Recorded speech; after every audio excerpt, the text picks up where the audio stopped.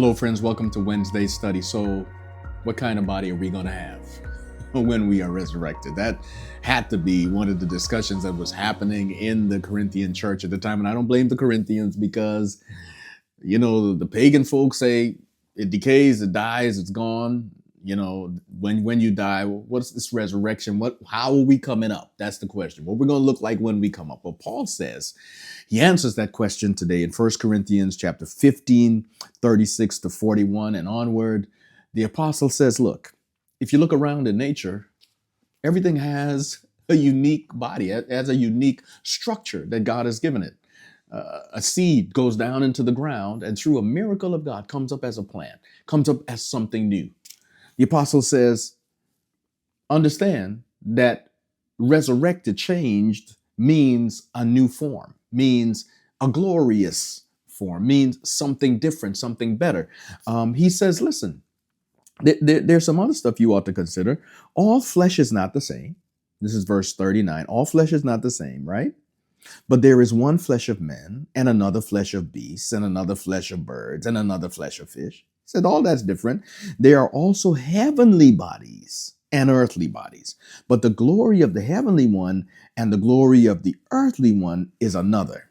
They're different, right? It's different.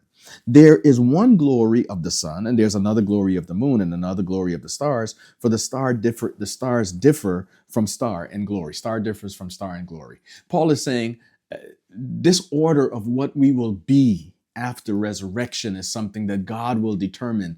And just like he has created different structures that house his creative, his life, things to which he has created and given life, so it will be to those who are given new life, new bodies, heavenly bodies, high bodies, holy bodies, bodies that connect us to God, and bodies that have continuities with the bodies down here. God has not given us somebody that won't be recognizable. We'd be some disembodied spirit or something else. It will be physical. When God gives us a resurrection body, it will be physical. It will be real. It will be recognizable, but it will be glorified. It will be different. It will be perfected. Notice the key. This former body, this earthly body, is terrestrial. It's bound by this earth. It's perishable. It's weak, and it's natural.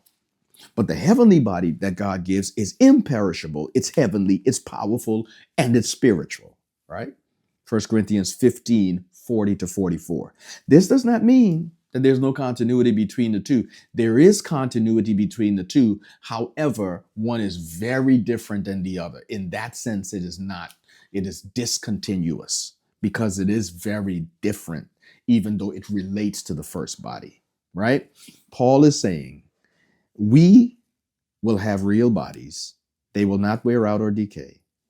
They will be perfected. And Jesus will give them to us. I don't know about you. I'd like to see what I'm going to look like. Perfected. Ennobled. Never to decay again. Don't you?